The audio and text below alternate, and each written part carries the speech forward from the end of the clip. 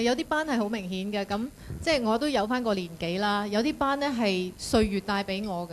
咁其實未做之前呢，其實我係接受嗰個自然定律啊，都係自然現象啫。咁其實講還講話接受啦，其實都有嗰個問題就係話同年紀點解佢白過我嘅，或者佢同年紀直情係白淨過後生過我喎。其實呢個心情呢係好唔安樂嘅，好矛盾，好複雜喎。咁即係係啦，咁自己都會買啲嘢嚟搽，但係效果唔好。咁知道自己咧得到呢一個試用體驗嘅機會咧，我都哈利路亞感謝神嘅。哦，天生又係比較暗啲啦，咁樣又中意戶外活動啊，少打理啊咁樣。咁所以有啲斑咧就係一直係存在嘅，用啲化妝品嚟冚咗嘅啫。咁而家咧就都改善咗好多啦。咁我亦都好多謝阿Pinky 啦，好悉心咁樣去照顧我啲皮膚。OK。本身就未曾試過激光去斑嘅，咁所以第一次嘅時候咧就打落去都幾痛嘅。咁